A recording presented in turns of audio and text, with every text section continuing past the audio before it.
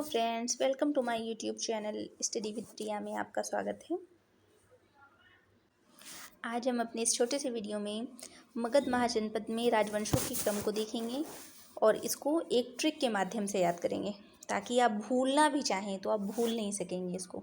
Exam में अगर हर्यक वंश या ये जो भी वंश के नाम अभी मैं बताऊंगी आएंगे तो तुरंत आपके दिमाग में ये ट्रिक क्लिक करेगी और आप उसे बोल करके जल्दी से अपने वंशों के क्रम को लगा लोगे। चलिए देखते हैं क्या है वो ट्रिक। मगध महाजनपद, पहले देखते हैं मगध महाजनपद कितने फ्रेंड्स, ये है हमारा मगध महाजनपद, इतना है, ये इतने एरिया में फैला हुआ है। अभी इसके बारे में हम डिटेल में जानेंगे। देख लीजिए कहाँ कहाँ पर है ये भारत के, इधर उड़ीसा, बांग्लादेश, पश्चिम बंगाल, बिहार, मध्य प्रदेश, यहाँ पर फैला हुआ है। अब देखते हैं क्या वो ट्रिक है। हमारी ट्रिक है हसीन मशुक सा। क्या बोलिए, मेरे साथ बोलिए, हसीन मशुक सा, हसीन मशुक सा। ठीक, तो हा से कौन सा वंश हुआ हमारा? हा से हुआ हर्यक वंश। दूसरा क्या है? सी से हुआ शिशुनाग वंश। न से हुआ नंद वंश। अगला क्या है हमारा? म से क्या हुआ? मौर्य वंश। आगे है शु से हुआ शुंग वंश। का से कण्व वंश और सा से सातवाहन वंश। एक बार फिर से देखते हैं। ह से हर्यक वंश, स से शिशुनाग वंश, न से नंद वंश, म से मौर्य वंश, शु से शुंग वंश, का से कण्व वंश, सा से सातवाहन वंश। हसीन मशुक सा। क्या? हसीन मशुक सा। मेरे साथ बोलिए, हसीन मशुक सा। मैं उम्मीद करती हूँ आपको ये याद हो गया होगा। अब हम जान लेते हैं कि इन वंशों के प्रथम शासक या संस्थापक जो थे उनके नाम और अंतिम शासक, क्योंकि एग्ज़ाम में सबसे पहले तो आपको क्रम याद रखना है, वो तो आपने क्रम याद कर लिया। अब हमें ये याद रखना है कि इनका प्रथम शासक और या तो संस्थापक। तो ये जो हैं, यहाँ पे मुझे एक हेडिंग डालनी थी, संस्थापक मैंने नहीं लिखा, ठीक है, तो आप समझ लीजिएगा ये संस्थापक हैं। संस्थापक तो हम जानते हैं हर्यक वंश के संस्थापक कौन है? हर्यक वंश के संस्थापक हैं बिंबसार। और इसके अंतिम शासक कौन है? नागदशक। क्या? बिंबसार नागदशक, बिंबसार नागदशक। अगला है हमारा शिशुनाग वंश। शिशुनाग वंश के संस्थापक शिशुनाग ही हैं, ये तो आप देख रहे हैं, वंश से ही समझ में आ रहा है।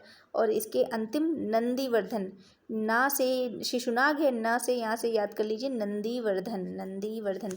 शिशुनाग वंश का अंतिम शासक नंदीवर्धन। अगला है हमारा नंदवंश।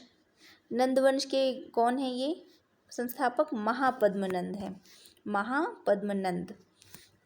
और इसके अंतिम शासक कौन है? घनानंद। घनानंद को आप जानते ही होंगे, चाणक्य के बारे में आपने सुना है ना, उन्होंने ही, घनानंद ने ही चाणक्य की जब वो कर दी थी, क्या बोलते हैं उसको, अपनी सभा में उनका अनादर कर दिया था, तो चाणक्य ने शपथ ली थी कि इनके वंश का वो नाश कर देंगे। तो चाणक्य ने चंद्रगुप्त की मदद से घनानंद को पराजित कर दिया था और मौर्य वंश की स्थापना की थी। तो मौर्य वंश के संस्थापक कौन हुए हमारे? चंद्रगुप्त मौर्य। कौन हुए? चंद्रगुप्त मौर्य हुए। ये इनके संस्थापक हैं और इनके अंतिम सम्राट बने हैं वृहद्रथ। ये इंपॉर्टेंट है, ये एग्जाम में कई में मैंने देखा है, वृहद्रथ पूछे जाते हैं, घनानंद के बारे में पूछा जाता है। अगला है शुंग वंश। शुंग वंश के संस्थापक है पुष्यमित्र शुंग। कौन है? पुष्यमित्र शुंग। और इनके अंतिम शासक हैं देवाहुति। अगला है हमारे कण्व वंश। कण्व वंश के संस्थापक हैं वासुदेव और अंतिम शासक हैं सुशर्मन।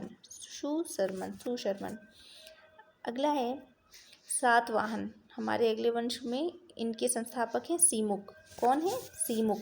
सा से सातवाहन, सा से सीमुख, याद रखिएगा।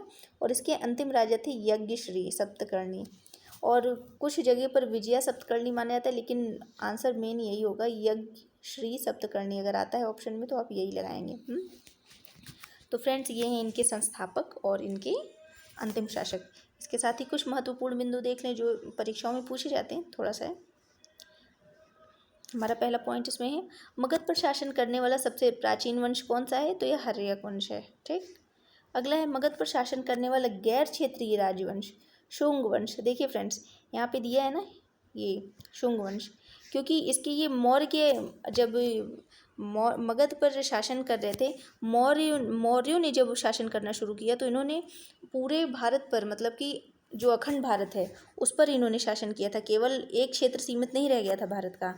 हर्यक वंश, शिशुनाग वंश और नंद वंश ये मेन माने जाते हैं मगध पर शासन करने वाले वंशों में।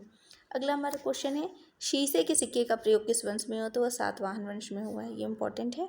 और अगला, चांदी के सिक्कों को क्या कहा जाता था?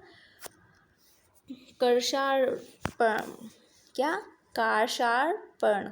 इसे याद कर लीजिएगा, बहुत टफ नाम है लेकिन एग्जाम में बहुत आता है। अगला है, मगध पर कितने राजवंश ने शासन किया? तो मगध पर किया है 3 राजवंशों ने, अभी मैंने जो बोला था हर्यक, शिशुनाग, नंदवंश। ये इंपॉर्टेंट है क्योंकि ये मेन मगध पर शासन किए थे। इसके बाद तो मौर्य वंश में अशोक ने बहुत ज़्यादा और चंद्रगुप्त मौर्य ने बहुत ज़्यादा अपना विस्तार कर लिया था भारत की सीमा का, और पूरा अफ़गानिस्तान, पाकिस्तान, ये सब में ये भी क्षेत्र शामिल हो गए थे। तो फ्रेंड्स, ये हमारा आज का छोटा सा प्यारा सा वीडियो, हसीन मशुक़सा, मेन इसका यही टॉपिक था। हसीन मशुक़सा ट्रिक थी हमारी, याद कर लीजिए क्या है हसीन मशुक़सा। ह से हर्यक, स से शिशुनाग वंश, न से नंद वंश, म से मौर्य वंश, स से शुंग वंश, का से कर्ण वंश और सा से सातवाहन। तो आपको ये मेरा वीडियो कैसा लगा प्लीज़ कमेंट बॉक्स में ज़रूर बताइएगा। मेरे चैनल को सब्सक्राइब करना नहीं भूलिएगा। बाय।